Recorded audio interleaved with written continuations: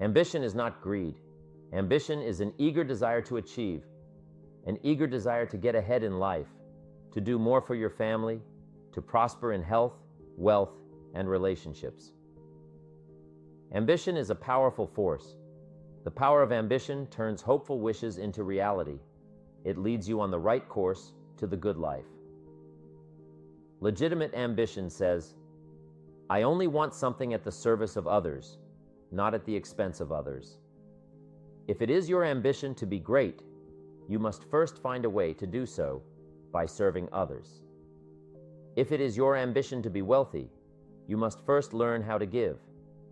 If it is your ambition to be healthy, you must first learn to stop doing the things that can make you and others sick. Today, I will share with you, my friends, why ambition is at the core of every success.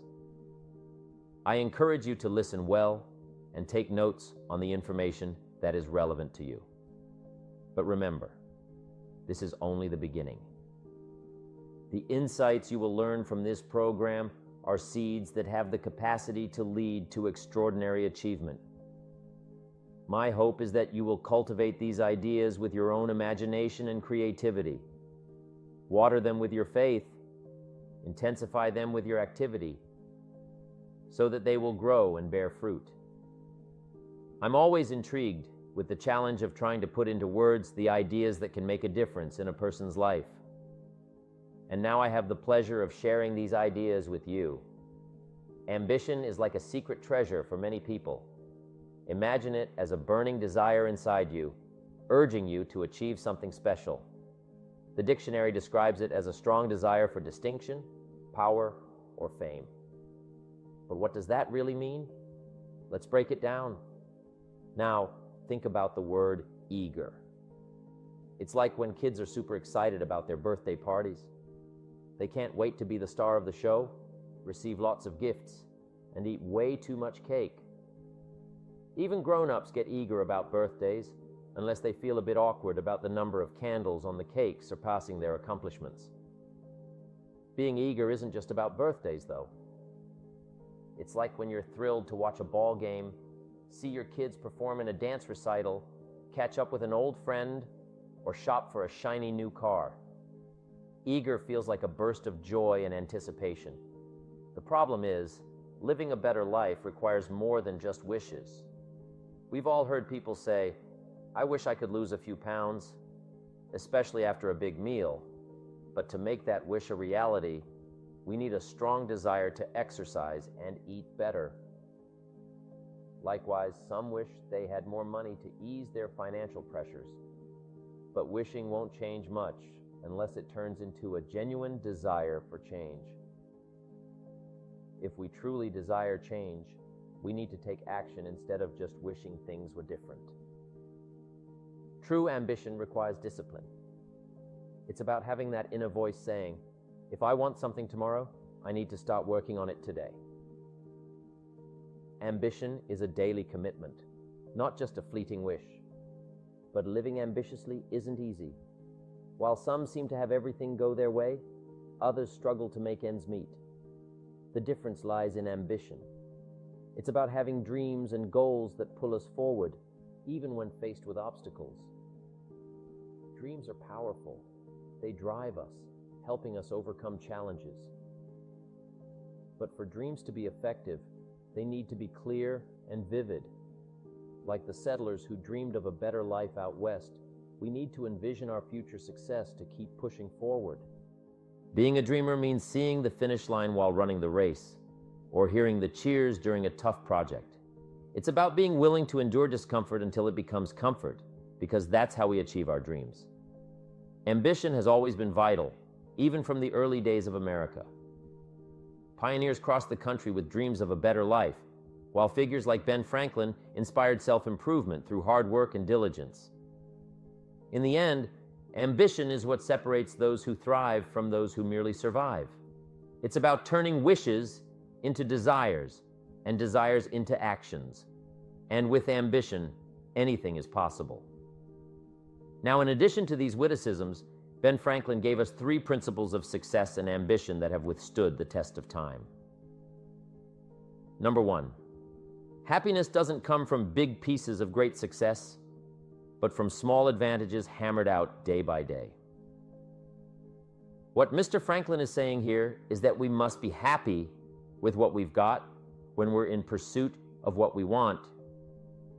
Too often we say, "Oh, I'll be happy when I just get that promotion. I'll be happy when I just land that contract. I'll be happy when I just have more money. I'll be happy when I just what?" You won't be any happier when you reach your goals than you are right now. It just doesn't work that way. Abraham Lincoln said it best.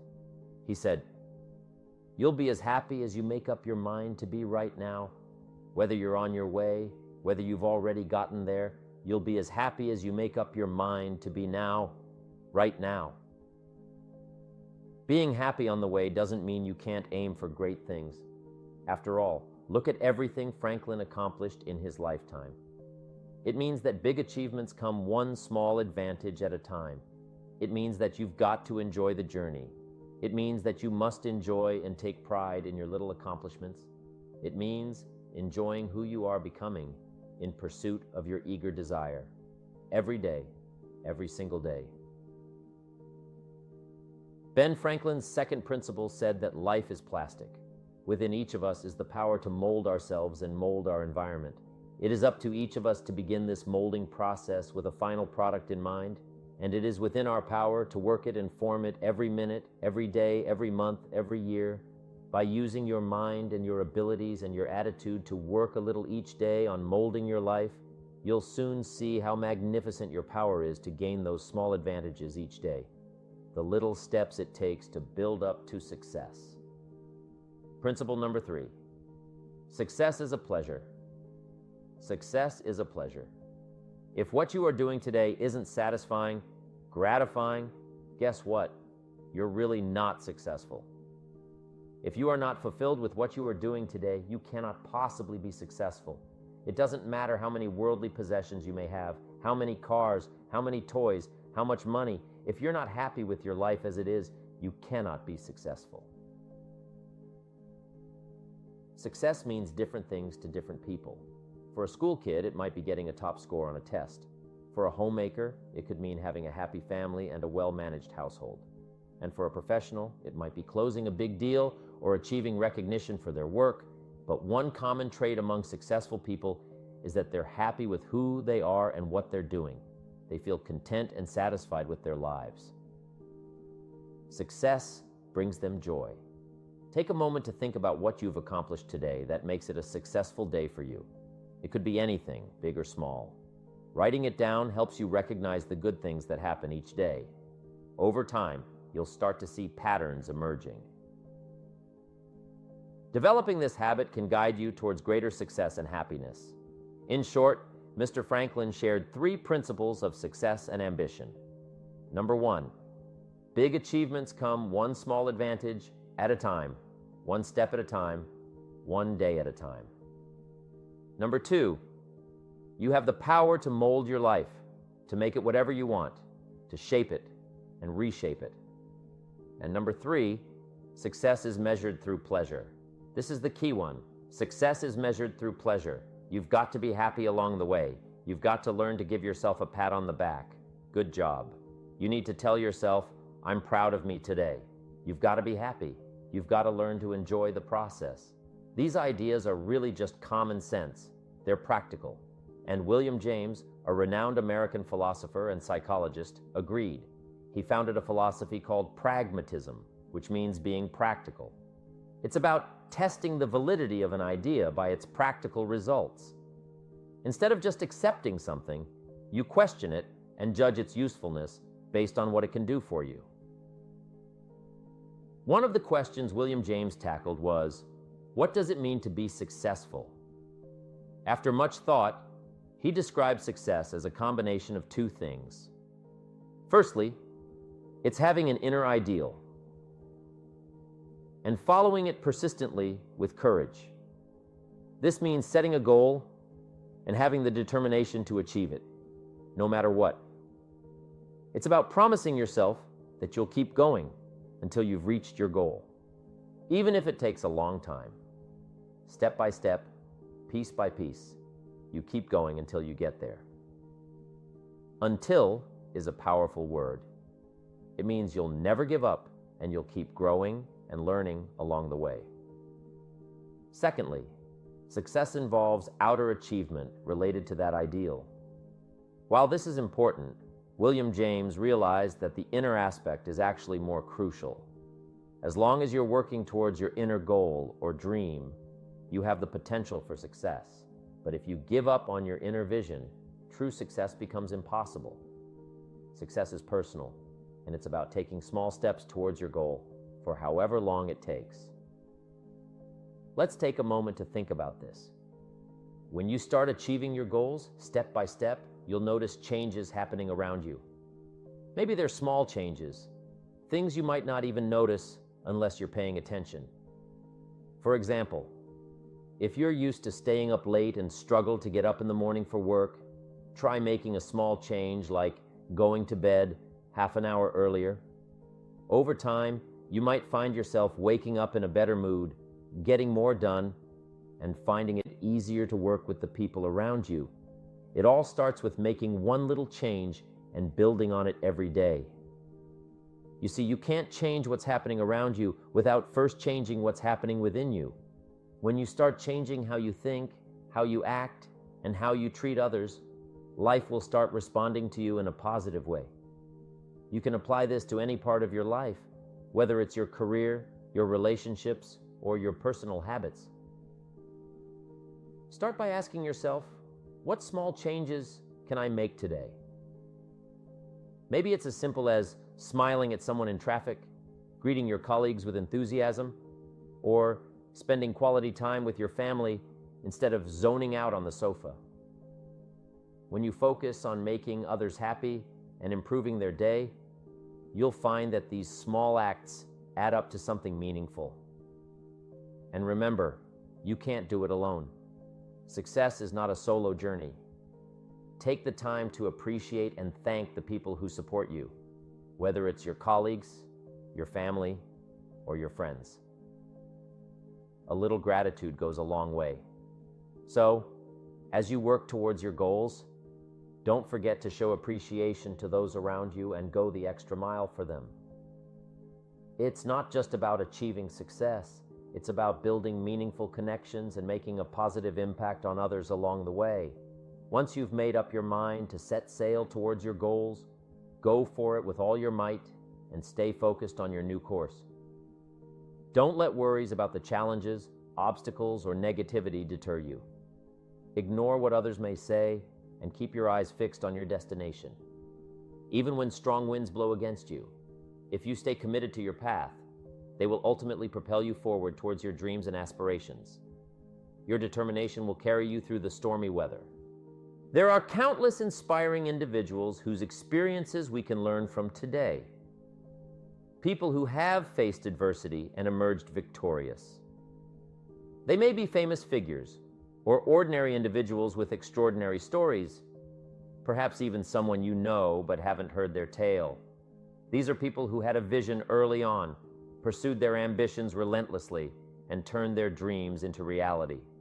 For instance, consider the story of my friend's father. Despite being labeled as thrifty, he has a remarkable history that sheds light on his frugal habits. Raised in an orphanage after losing his father at a young age and being separated from his mother due to his behavior, he understood the value of seizing opportunities to avoid going hungry. Despite facing such adversity, he transformed his life from rags to riches solely through sheer determination and hard work. Starting as a vacuum cleaner salesman, he eventually pursued higher education, became a successful radiologist, and is now enjoying a fulfilling retirement, indulging in hobbies like fishing and riding his Harley. Stories of success surround us everywhere we look. Take the time to converse with these individuals or delve into their narratives. You might glean valuable insights and discover that they have already walked the path you are embarking on. When we think of Jesse Jackson, we often associate him with politics. However, Many of us are unaware of his earlier work with inner-city youth in the ghettos. Before seeking votes on the streets, Jackson delivered a powerful message to these young people. I am somebody. His aim was to instill in them the belief that ambition is essential for being a good person. He emphasized the importance of striving to improve their lives and surroundings, as anything less would be a waste. Jackson recognized the significance of reaching out to America's youth before negative attitudes and habits became ingrained. His dedication to making a difference in the lives of disadvantaged young people is truly admirable. These principles taught by Jackson are equally applicable to each of us. When you wake up tomorrow and stand before the mirror, remind yourself that you are somebody, that you matter, and that you have the power to enact changes that will bring you closer to your ideal future. It's crucial to heed the words of motivational figures like Jackson, as lasting motivation is accompanied by education. Many of these individuals have documented their journeys in books, sharing their stories and the lessons we can all learn from them. Imagine you're planning a short trip for the weekend to a place you've never been before. Wouldn't you seek advice from someone who has been there? You'd ask about the best route, safety tips, what to bring, places to explore, and potential pitfalls to avoid. Similarly, in life, by listening to those who have traversed the path you aspire to take and learning from their successes and failures, you can enhance your own journey and make it more fulfilling. Listening to the stories of others can be motivating, captivating. They can provide that extra push you've been looking for. They can demonstrate what the power of ambition is truly all about. They've been there. Their knowledge is valuable. And when you use that knowledge and motivation to take action, you'll gain momentum. Eventually, you will find that the key to motivation, true motivation, is right there inside you. You won't have to look elsewhere to get pumped up, turned on, charged up. With the right knowledge behind you, you will learn how to motivate yourself. With the right knowledge, you will find yourself becoming inspired on your own, by your own learning, by your own discovering. You won't have to hope that somebody comes along to turn you on in the morning. They might not show up. You'll find that your journey of pursuit is the best alarm clock in the world. Joseph Epstein wrote a book called Ambition. In his book, Epstein defines ambition as the fuel of achievement. He says that everybody has a need for achievement, to do well, to get somewhere in life, to be better. To achieve achievement means moving forward. And in order to move forward, you must be motivated, inspired, ambitious. You must have dreams and goals that create ambition. Good ambition, positive ambition. Now, ambition does not mean being greedy. It does not mean being selfish. It does not mean getting ahead at the expense of others. Ambition is not greed. Ambition is not avarice, an all-consuming desire for wealth. Ambition is not hoping you can win at the expense of others. Do you suppose Judas was ambitious? He ended up with 30 pieces of silver, a fortune in those days. Was Judas successful because he had all that money? No. Judas sold out. Was Judas happy when it was all over with? No. The money didn't make him happy. What he did to get the money certainly didn't make him happy. What Judas became in the pursuit of his fortune caused him to end his own life. What drove him was not ambition. Ambition is not greed. Ambition is an eager desire to achieve, an eager desire to get ahead in life, to do more for your family, to prosper in health, wealth, and relationships.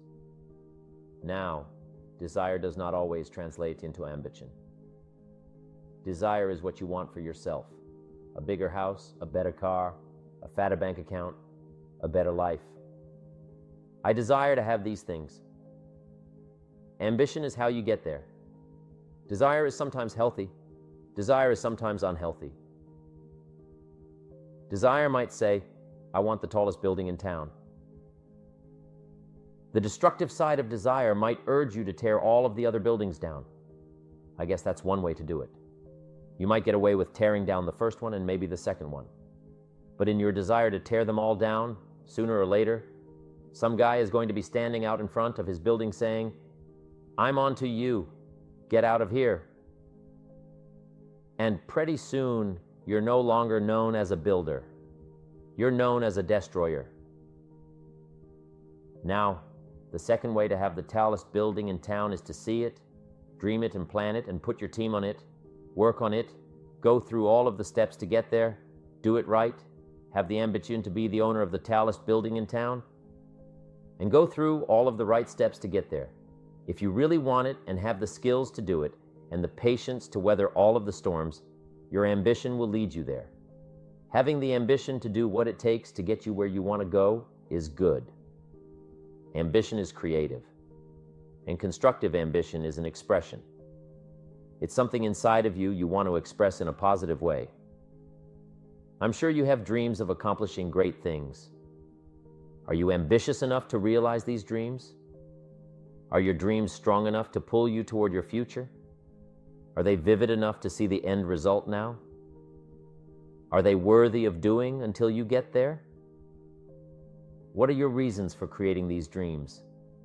Reasons vary from person to person. I bet if you did a little soul searching, you could come up with a fairly strong list. The list of reasons why is it so important to achieve these dreams. What are you trying to express? These reasons for accomplishing great things are different for everybody. There are personal reasons, sometimes uniquely personal reasons. Some people do well for the recognition. Some people do well because of the way it makes them feel. They love the feeling of being a winner. And that is one of the best reasons. Once in a while I hear someone say, "If I had $1 million, I'd never work another day in my life." Hey, that's probably why the good Lord sees to it that he doesn't get his million, because he would just quit. Family is another reason, a motivator for doing well. Some people do extremely well because of other people, and that's a powerful reason. Sometimes we will do something for someone else that we would not do for ourselves. I know a lady who was getting back on track from financial disaster. Even though she didn't have much of anything left, her primary motivator was to keep her daughter in private school, an expensive one of the best in the country. Although her goal was to financially surpass where she was before her economic fall, her main reason to work all of those extra hours was to give her little girl the best possible education. As you can well imagine, wanting to do something for someone else led her to all sorts of other accomplishments as well. How fortunate are the people who find themselves greatly affected by someone else? It's powerful. What has you getting up early, hitting it hard all day, and staying up late? What has you inspired? What are your reasons for doing well? What's at the core of your quest? What is the power behind your ambition? Think about it, jot it down, do some soul searching. Define your reasons so they will work better for you. So now we have determined that it's in your best self-interest to be ambitious. Self-interest, self-preservation. As human beings, we can't help but be interested in our own self-preservation. We can't help but be self-interested. It's one of the strongest urges we have. Interested in our preservation, interested in our development, interested in our success. There's certainly nothing wrong with self-interest, but here's the catch. Self-interest must be enlightened as to what truly serves us best. Realizing that self-interest is acceptable was a huge relief for me. We're not talking about selfishness here. We're talking about self-interest. But not just any self-interest. It needs to be enlightened and educated. Self-interest should aim to benefit from serving others, not at their expense. When self-interest starts to harm others for personal gain, it veers into greed and evil territory. It's like saying, "I win, you lose." This marks the beginning of a dark path in human nature. Enlightened self-interest, on the other hand, seeks to benefit while also serving others. Let me share a story my friend told me about a person she hears from every few months. This guy calls to ask for donations for food baskets for homeless families. My friend gladly donates because she herself was once homeless and understands their plight. She made sure the group he represents is legitimate. But after a couple more calls from the same guy, she started chatting with him about other things. It turns out he's in a tough spot himself. He's broke, living in a hotel, and searching for any construction or odd job he can find. However, what's remarkable about him is that he spends 2 or 3 hours every night calling people to raise money to feed the homeless from his hotel room. While many would suggest he use those hours to work more jobs, he believes it's crucial to help those in need despite his own struggles. He's grateful for having a roof over his head and enough to feed himself. Every time my friend talks to him, she notices he's making progress. He's paying off debts and starting to save money, with plans to move into an apartment soon. Now recently, an interesting thing happened. My friend was talking with an associate of hers. She's single, lives in a big house, needs to find a handyman to help her out on a regular basis, someone who can build an addition onto her house. So my friend told her about this guy. The only reason this guy ended up being hired was that my friend's associate was touched by his dedication to service, while he himself was down and out.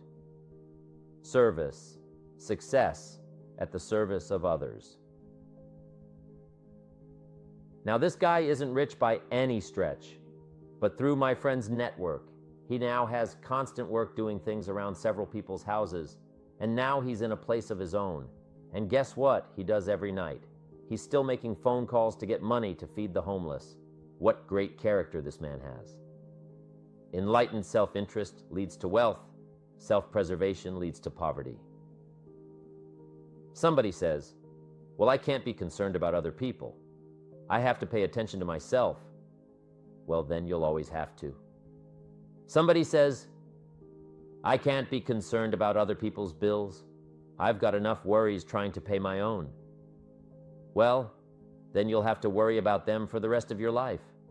The best way to get that monkey off your back is to turn your attention around.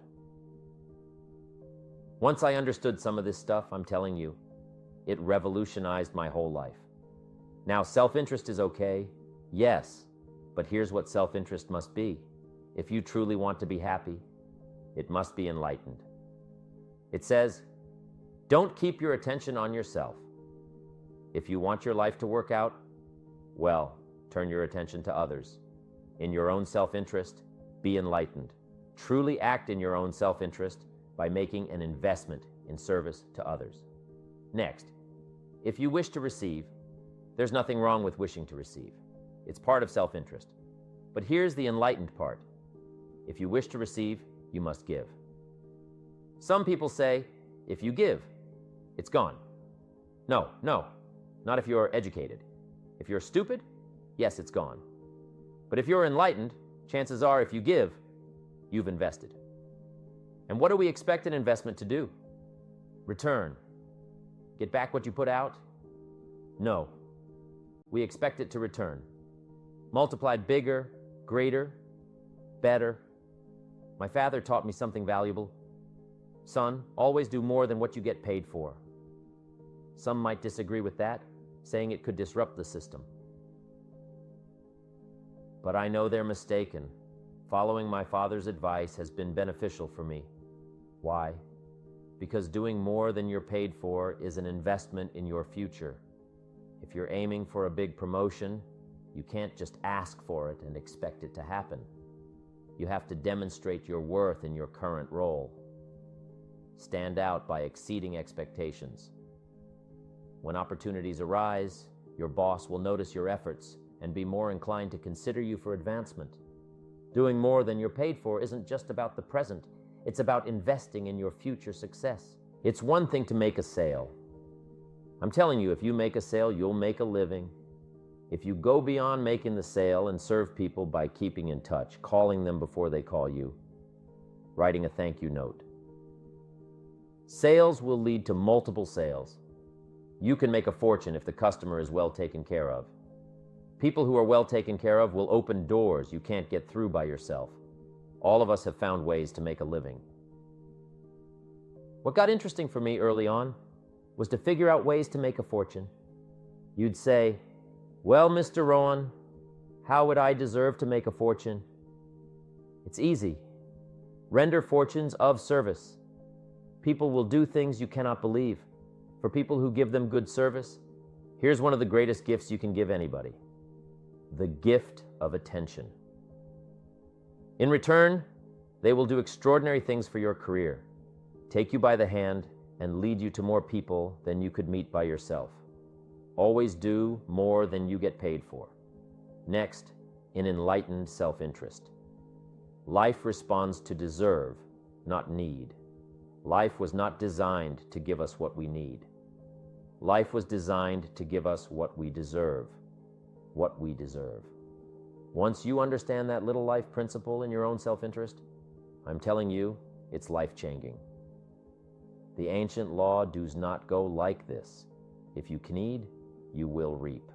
No, it doesn't work that way. A lot of people out there are hoping it works that way, but no, it doesn't. The ancient law goes like this. If you plant, you will reap. If you sow, you will reap. Someone might say, I really need to reap rewards. Well then, you really need to plant seeds in your own self-interest. Your self-interest must learn how to plant effectively so that everyone benefits, because life doesn't respond to mere need. You can't approach the soil and demand a crop by saying, I need it. The soil simply smiles and replies, don't bring me your need. Bring me some seed. Bring me effort. Bring me discipline. Bring me interest. Bring me service. If you bring these things, I'll reward you multiplied by 2 times, 5 times, 10 times. You can't rely on need alone. You must come with seed. You must come with willingness. You must come with skills. You must be ready to learn, adapt, and grow. You must be willing to make an effort, even in challenging times, to remove obstacles and to nurture. That's the only way to receive a fruitful return. Once you grasp these principles, self-interest becomes an exhilarating challenge. It ensures that everyone emerges victorious. Enlightened self-interest ensures that everyone wins. If you want to discover, you must seek. And if you seek, you will find. To uncover, you must actively search. You must attend church. You must join seminars. You must visit the library. You've got to browse bookstores. You've got to enroll in classes. You've got to pursue knowledge. Why? Because if you seek, you will find. You'll discover ideas. You'll find inspiration. You'll find hope. You'll make connections. But you must actively engage in the search. You must be vigilant. Life reserves its treasures for those who earn it, not those who merely need it. Enlightened self-interest involves giving so that you may receive, seeking so that you may find, ensuring that everyone benefits. Enlightened self-interest requires education. It acknowledges that life is more than just the passage of time. It recognizes that life is a collection of experiences encompassing highs and lows, laughter and tears. You must decide to take action. You must possess the discipline to act. Now, here's what's important about discipline. One discipline affects another discipline. All disciplines affect each other. In fact, here's a good philosophical phrase. Everything affects everything else. Nothing stands alone. Don't be naive and say this doesn't matter. Of course it matters. It all matters. Some things may matter more than others, but everything matters. If you'd rather sleep in than go for a walk around the neighborhood, pretty soon it will matter. If you'd rather spend your money instead of saving it, pretty soon it will matter. If you'd rather put off a letter to an old friend instead of corresponding regularly, pretty soon it will matter. If you'd rather work late every night instead of going home and spending time with your family, pretty soon it will matter. It all matters. Every letdown affects the rest. If you won't walk around the block, you probably won't eat right, and you probably won't buy the books, and you probably won't attend the seminars, and you probably won't spend your money wisely. And after years of this, it all adds up. So the key to reversing this process is to start picking up the disciplines. It does matter. It all matters. Now here's the positive side. Every new discipline affects the rest. Every new discipline makes a difference. That's why action is so important. The smallest action, the least action, the action that you won't think will matter. It all matters. Take it. Because when you start accomplishing and the value starts to return, you'll find inspiration to do the next one and the next one and the next one. If you start walking around the block, it'll inspire you to start eating right. You start eating right, it'll inspire you to get a book. You get a book and it'll inspire you to get a journal. You get a journal and it'll inspire you to develop some skills. Disciplines affect each other. Lack affects the rest of your life. The key is to reduce this sense of lack. One of our biggest temptations is to slack off a little, to do just a bit less than our capabilities, to take a short break. Some might say, it'll only affect my sales. But no, it affects your mindset. It influences your beliefs. It impacts your family life. It affects everything. No, you can't afford to slack off. That's what vacations are for. When you're at work, focus on work. When you're on vacation, fully relax and enjoy the moment. If you're thinking about work during your vacation, you'll end up ruining it. So stay disciplined, be fully engaged, do whatever it takes to complete the task at hand, restore your health, improve your finances, sort out your family life. Stay disciplined. Practice discipline every day. When you establish habits that provide structure to your life, remarkable things can occur. They can multiply. And let me tell you, anyone who wants to drastically improve their income can do it. I was broke at 25 and a millionaire at 31. Everything around me remained the same. The change was within me. I refined my mindset. I read books. I attended classes. I started seeing life from a different perspective. I'm telling you, it works.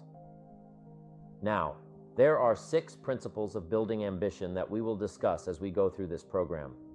These principles work together, creating and directing energy, directing your energy toward achievement, directing your energy toward self-expression.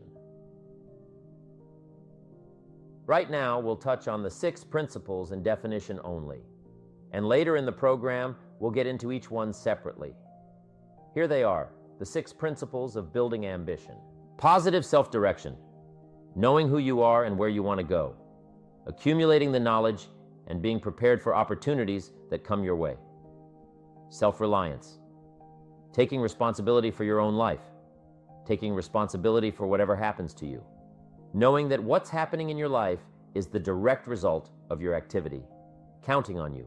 Self-discipline, ambition at the daily level, knowing that you can reach your goals one step at a time, one day at a time, one activity at a time, and doing everything it takes to get there every day. Self-enterprise, consistently being able to create opportunity and consistently being able to take advantage of it, being aware enough to see it, skilled enough to make it work for you, working with others. We must make ourselves stronger to benefit us all. We must succeed at the service of others. Learning how to take your skills, enterprise, reliance, and direction to the table to create true success. Self-appreciation. Appreciate your accomplishments. Appreciate your potential. Knowing that in one day you completed all you set out to do. Fueling your ambition by fueling your appreciation of yourself. Each of these principles, when activated correctly, helps to develop your ambition, your eager desire to get more out of life, to gain wealth, to gain prosperity, to have a better family, to build a better business. All of these principles work together in creating and directing energy toward achievement and self-expression. All of these 6 principles are required to build the 3 cornerstones of a truly ambitious person: focused concentration, resilience, and integrity.